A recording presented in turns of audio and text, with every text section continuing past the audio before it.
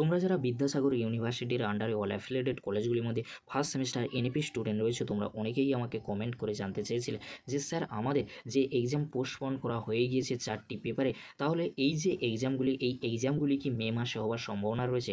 তোমাদেরকে আজকের এই ভিডিওর মাধ্যমে জানিয়ে দেবো কবে তোমাদের এক্সাম হওয়ার সম্ভাবনা রয়েছে। তোমাদেরকে প্রথমেই বলে রাখি, তোমরা যারা বিদ্যাসাগর ইউনিভার্সিটির আন্ডারে অল অ্যাফিলিয়েটেড কলেজগুলির মধ্যে পড়ছো, তোমাদের ইউজি আর পিজি ক্লাস কিন্তু শুরু হচ্ছে 7ই মে থেকে। তাহলে তোমরা বুঝতেই পারছো যে ক্লাস শুরু হচ্ছে, তীব্র তাপপ্রবাহ কিছুটা হলেও কিন্তু কমছে।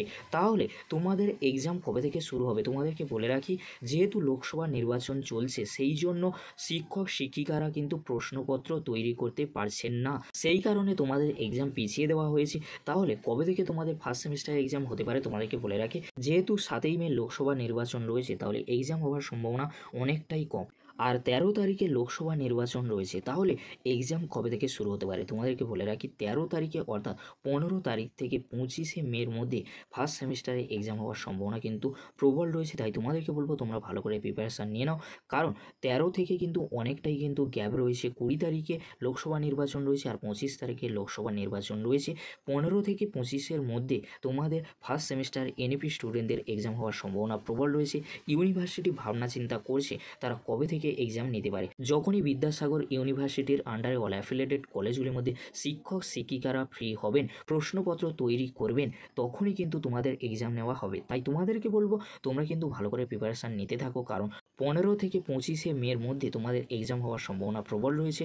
যদি এক্সাম না হয় তাহলে তোমাদের এক্সাম কবে হবে তোমাদেরকে বলে রাখি, জুন মাসের 2-3 তারিখ থেকে তোমাদের এক্সাম হওয়ার সম্ভাবনা রয়েছে। তাই তোমাদেরকে বলবো তোমরা ভালো করে প্রিপারেশান নিতে থাকো, কারণ তোমাদের এক্সাম খুবই তাড়াতাড়ি নিয়ে নেওয়া হবে, কারণ সেকেন্ড সেমিস্টারের ক্লাস খুব তাড়াতাড়ি শুরু হবে। আর সেকেন্ড সেমিস্টারে এক্সাম মেবি কিন্তু সেপ্টেম্বর অক্টোবর মাসের দিকে হওয়ার সম্ভাবনা প্রবল রয়েছে। ভিডিওটি শেষ করবার পূর্বে তোমাদেরকে বলে রাখি, তোমরা যারা ফার্স্ট সেমিস্টারে এখন পড়ছো, তোমরা সেকেন্ড সেমিস্টারে সিলেবাস কোশ্চেন প্যাটার্ন দেখে নাও, কারণ তোমাদেরকে প্রিপারেশান নিতে হবে সেকেন্ড সেমিস্টারে তোমরা কিন্তু সময় অনেকটাই কিন্তু কম পাবে, ফার্স্ট সেমিস্টারের মতো এত সময় তোমরা পাবে না।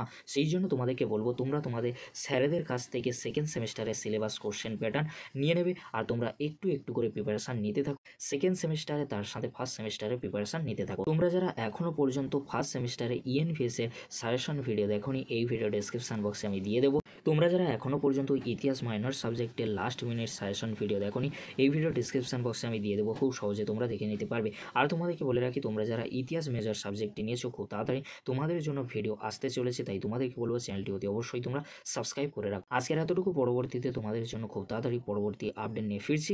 ভিডিওটি দেখার জন্য তোমাদেরকে অসংখ্য ধন্যবাদ।